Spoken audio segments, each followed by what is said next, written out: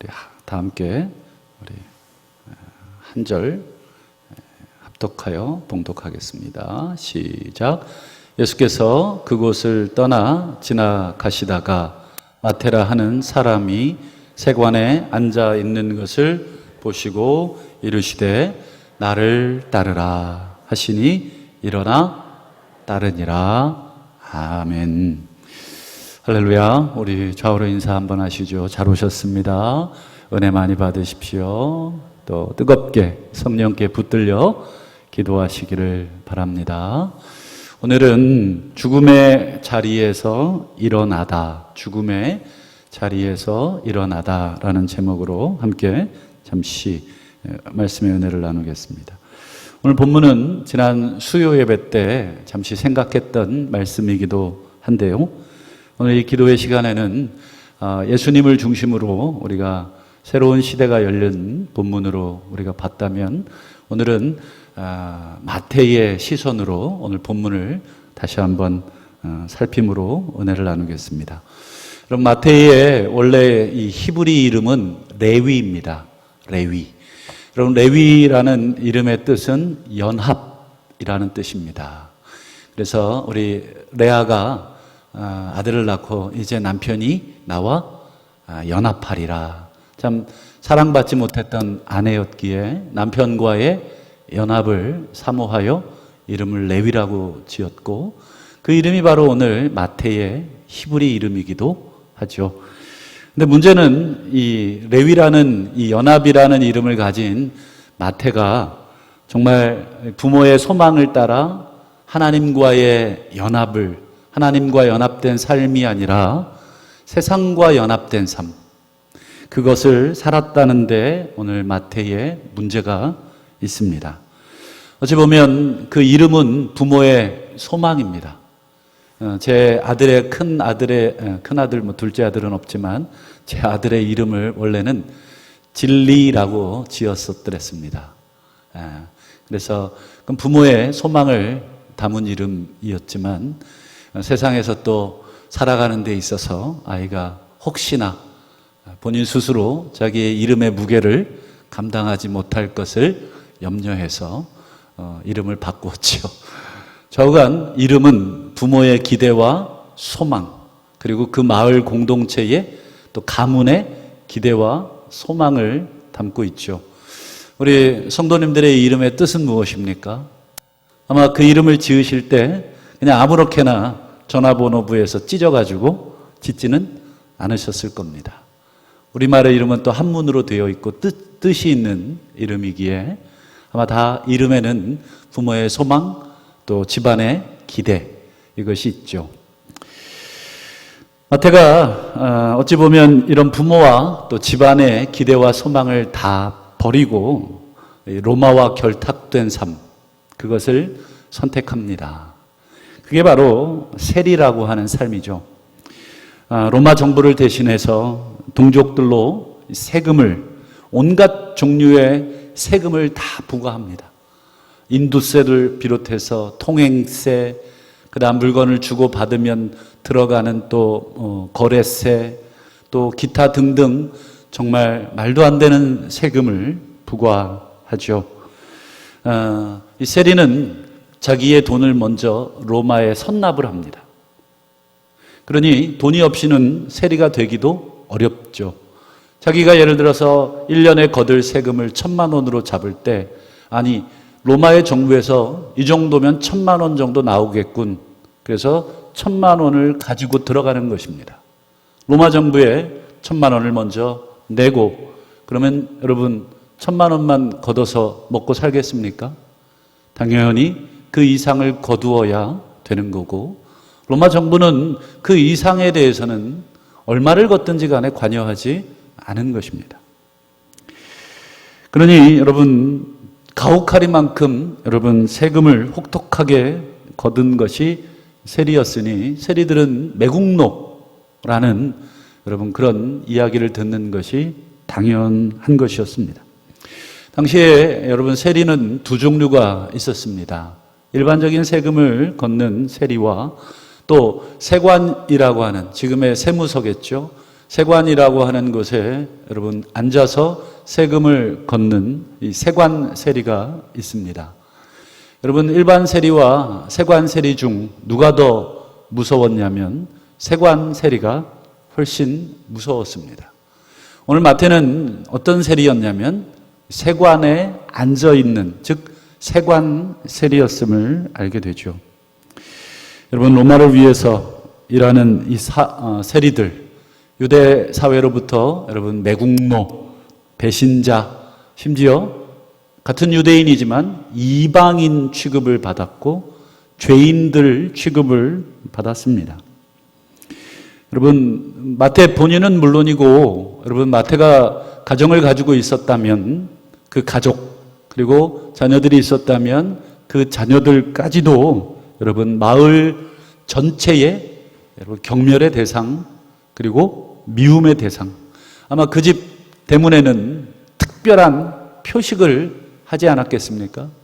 그 집 담벼락에 수많은 사람들이 아마 오물을 투척하고 또 낙서를 하지 않았겠습니까?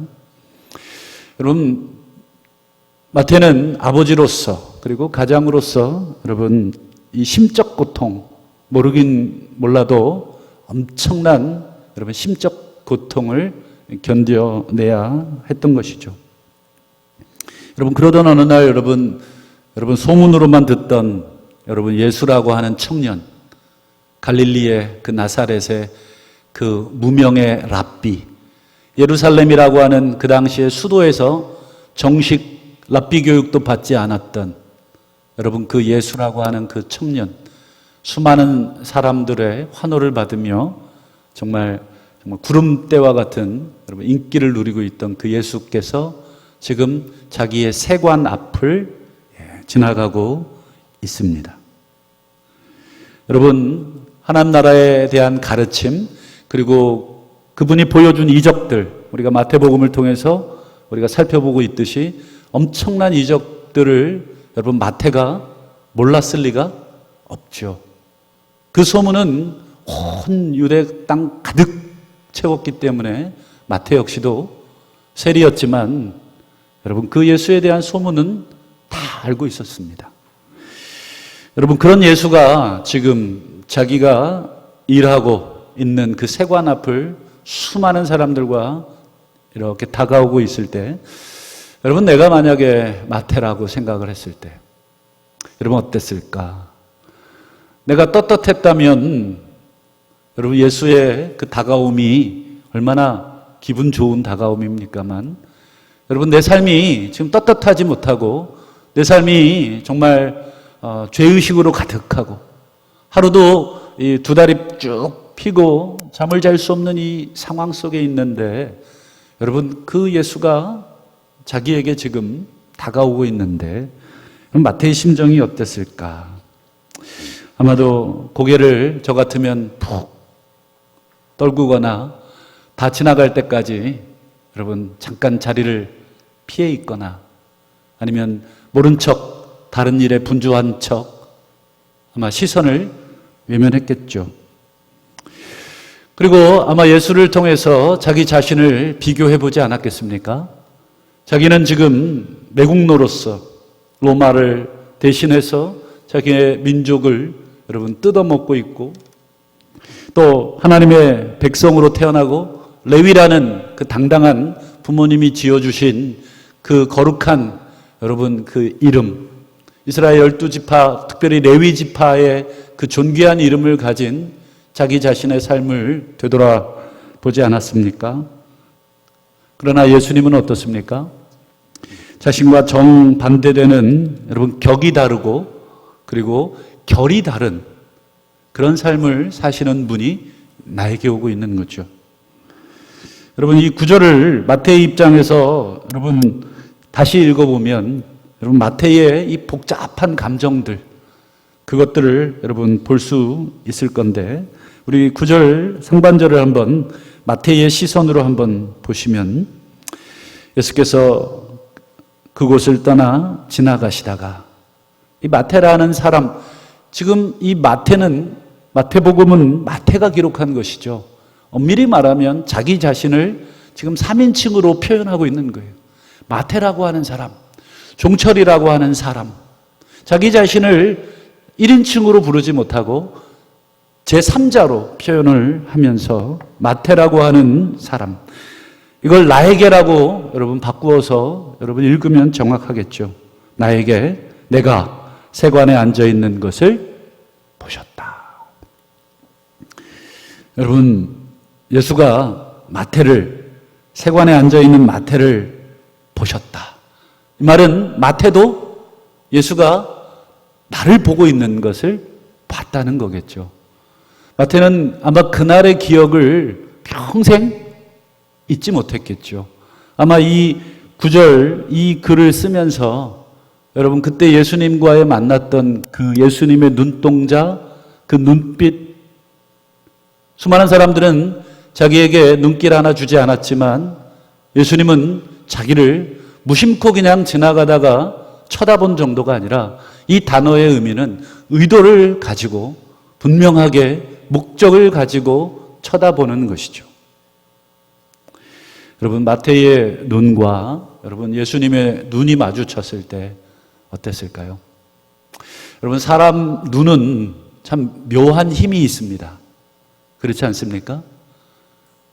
사람과 사람이 눈을 마주 볼 때 여러분 묘한 힘을 느끼게 됩니다. 사랑도 미움도 사실은 뭐예요? 전부 다 눈에서 시작이 됩니다. 사랑할 때는 사랑하는 사람의 눈을 매일 쳐다볼 수 있고 쳐다보고 싶지만 여러분 미워지면 가장 먼저 무엇을 피하게 되냐면 그 눈을 피하게 되어 있습니다.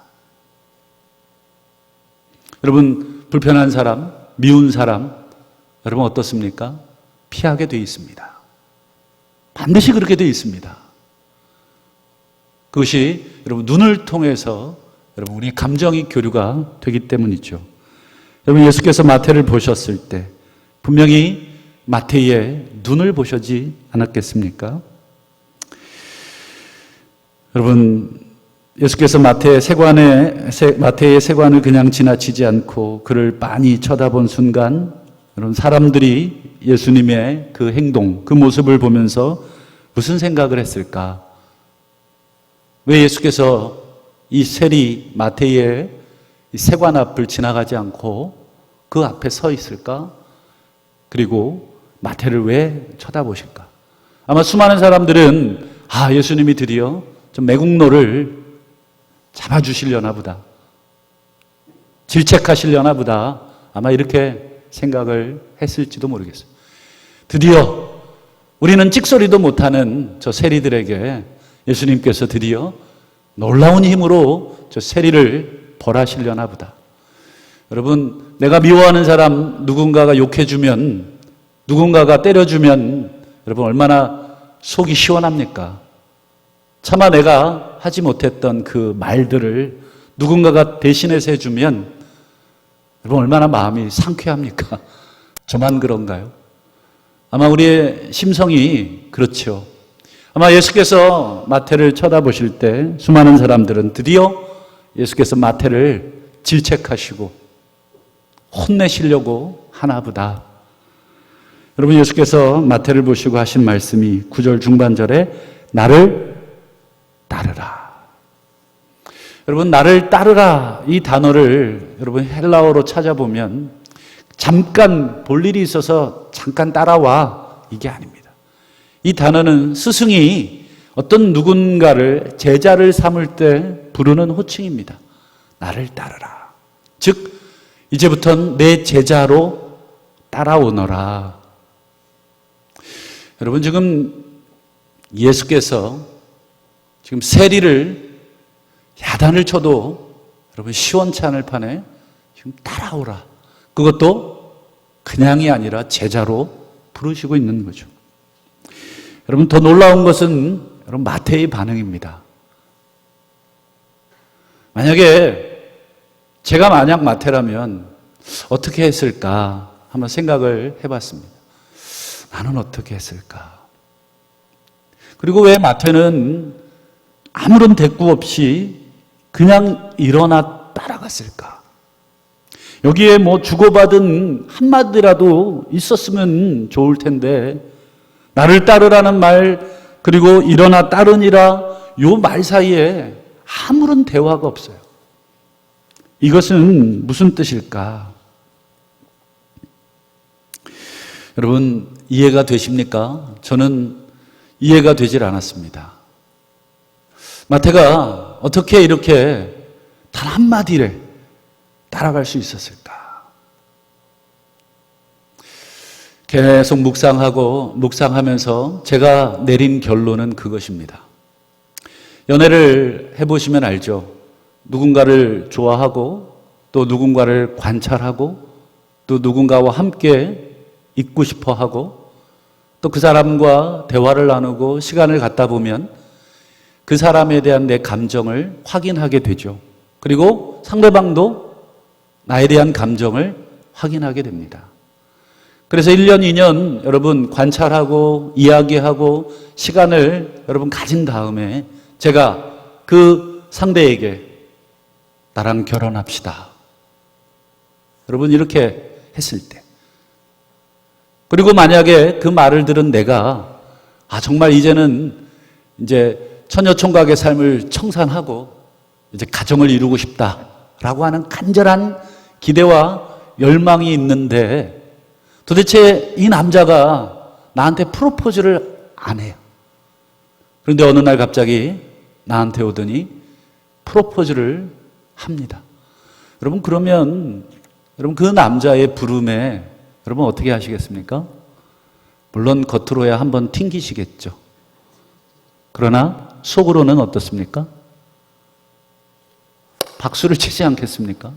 결혼하고 싶었던 남자였고 정말 함께 하고 싶었던 사람이었고 내 이 노처녀, 노총각 이 지루했던 이 기나긴 세월을 청산하고 싶었는데 정말 누구 하나 나에게 프로포즈 해주는 사람이 없었. 그때 바로 그 사람이 나와 함께 하자 불러준다면 여러분 오늘 마태도 예수님의 이 부름에 즉각 일어나 따랐다. 아무리 생각해봐도 그거밖에는 답이 없습니다.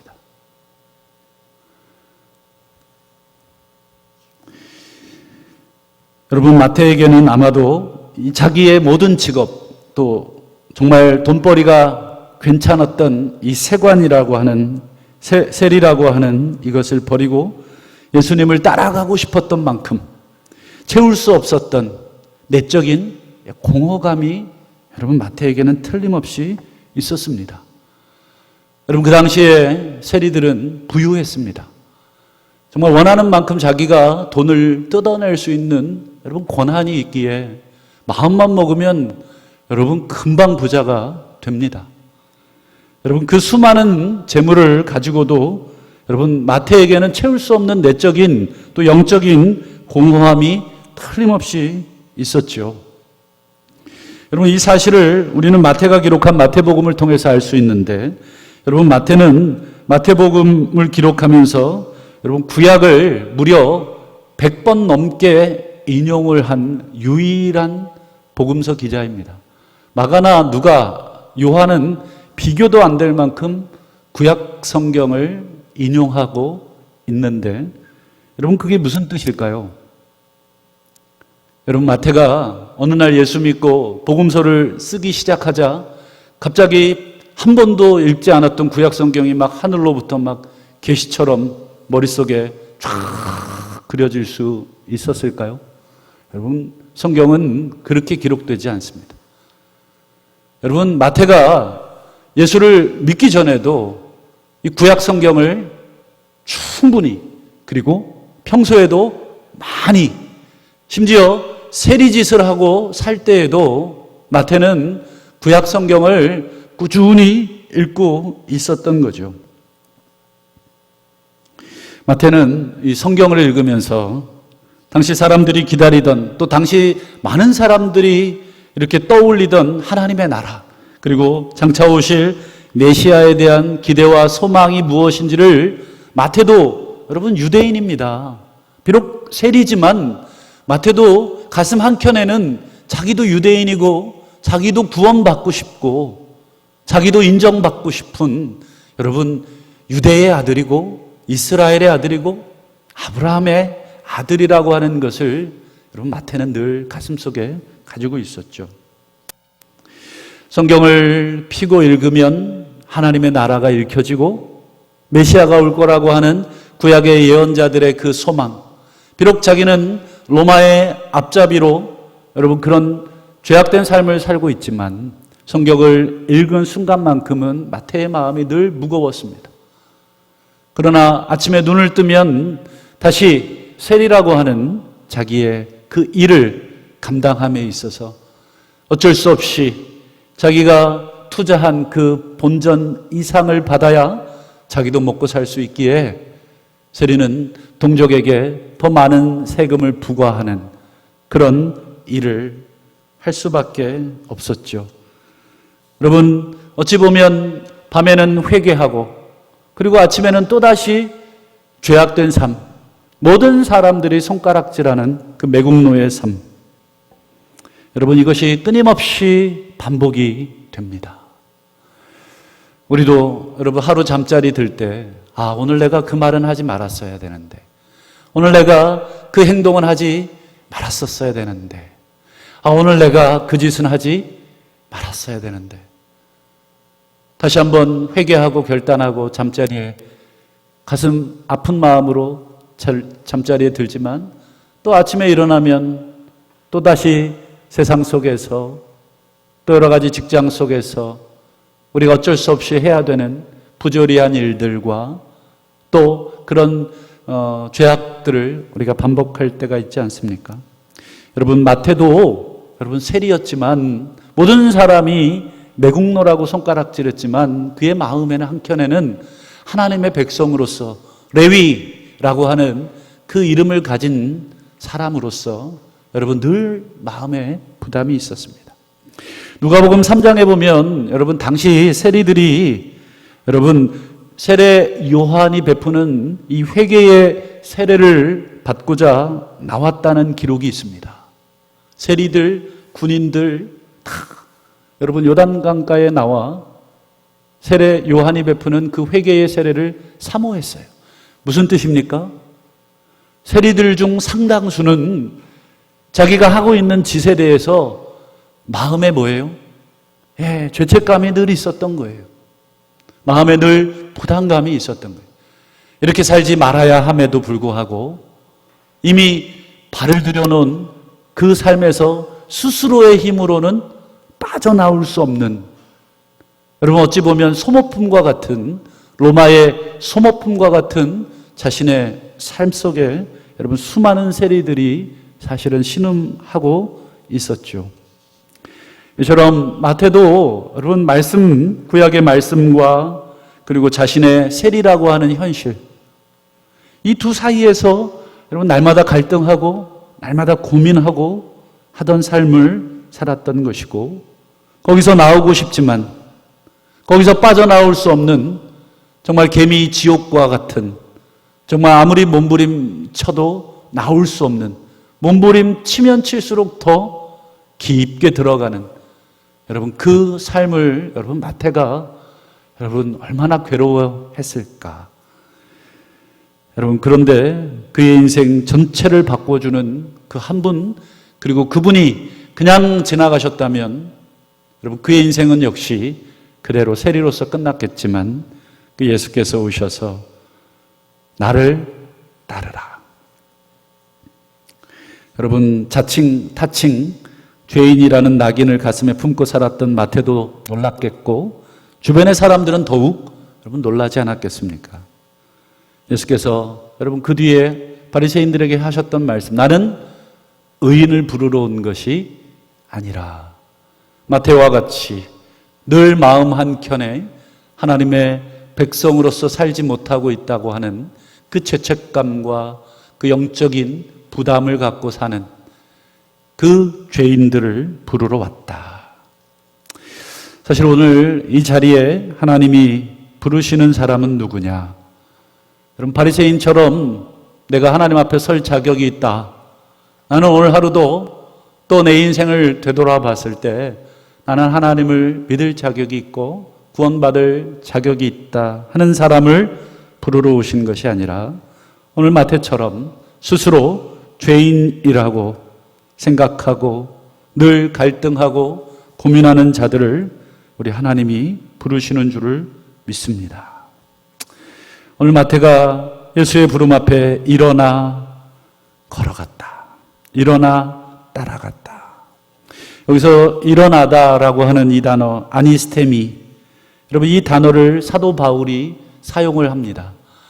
데살로니가전서 4장 16절을 보시면 주께서 호령과 천사장의 소리와 하나님의 나팔 소리로 친히 하늘로부터 강림하시리니 그리스도 안에서 죽은 자들이 먼저 일어나고, 마태가 일어나 따르니라 할 때 이 일어나고라고 하는 단어가 같은 단어입니다.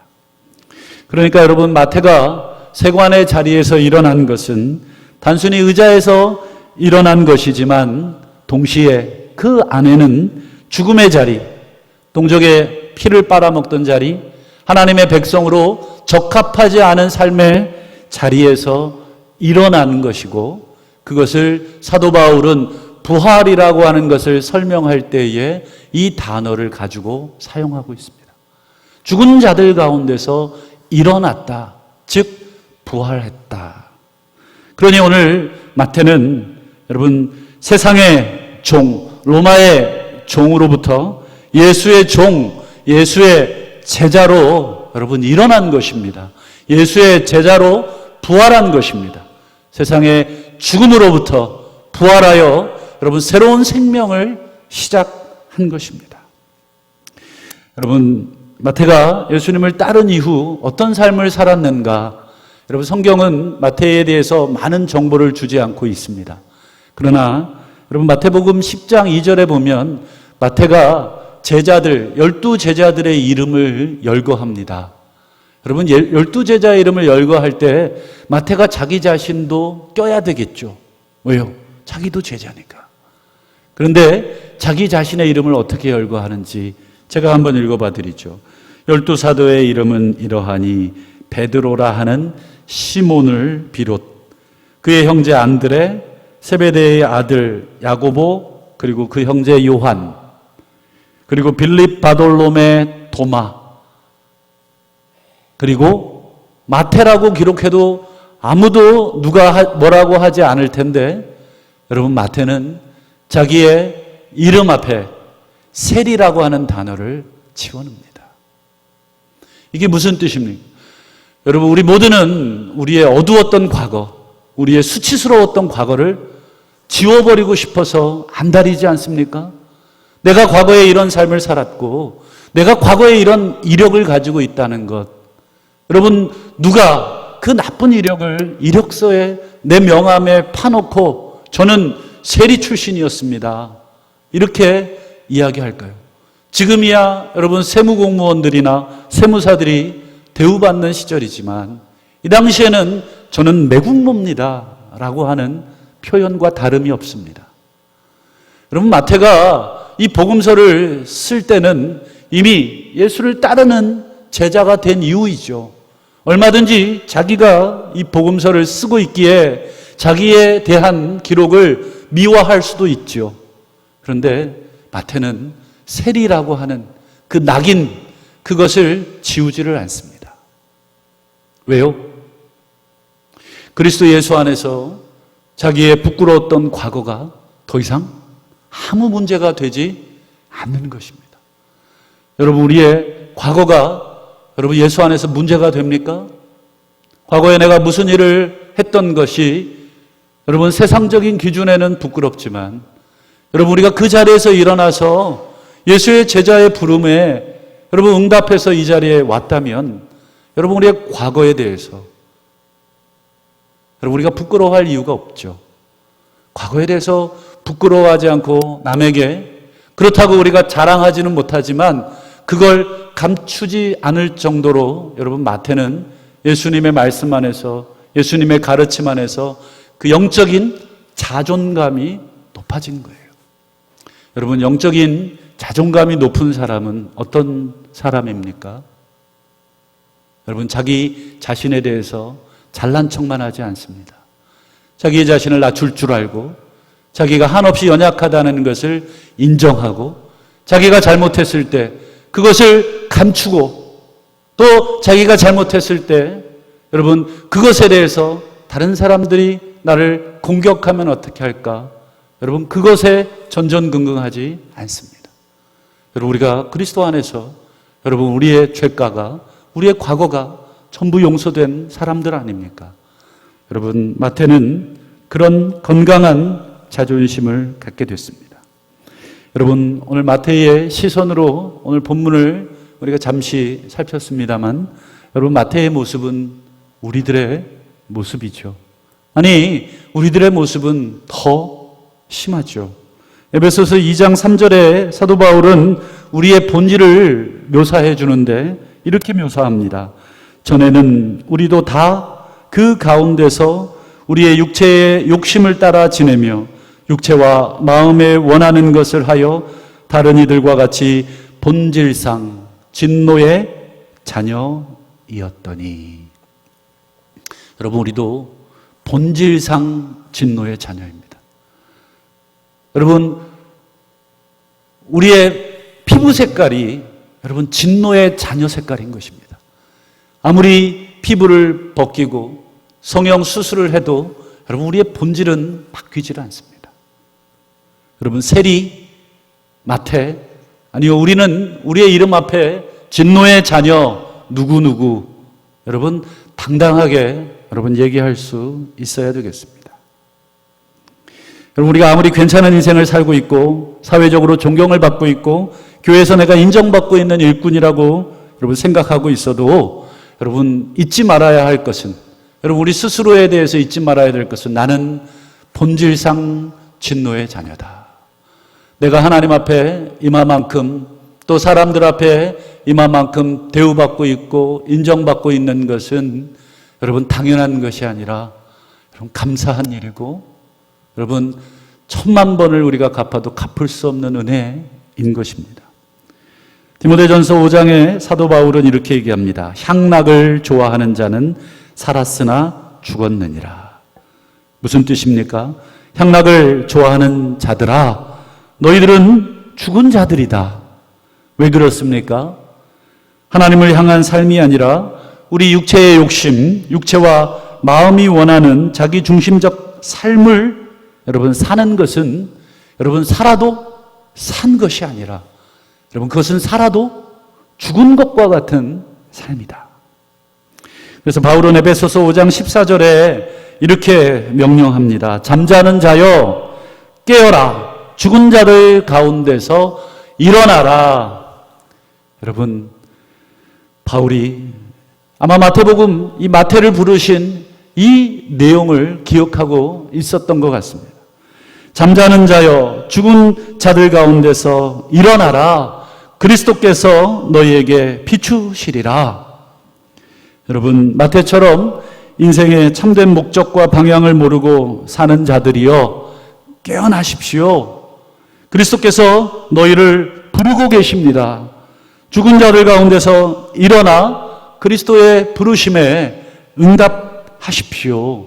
이것이 사도 바울이 에베소 교인들에게 했던 권면입니다.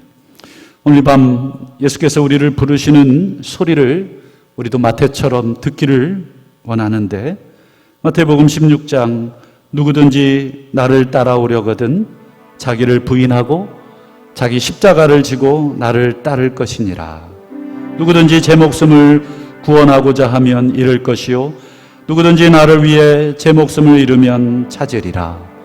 오늘 이 밤에 기도하실 때 우리의 생명보다 귀한 영원하신 기업 되신 그 예수 그리스도의 부르심에 마태처럼 기쁨으로 자리를 털고 일어나 죽은 영혼 일으켜 세워주는 주의 제자의 길을 걸어가시기를 주의 이름으로 축복합니다.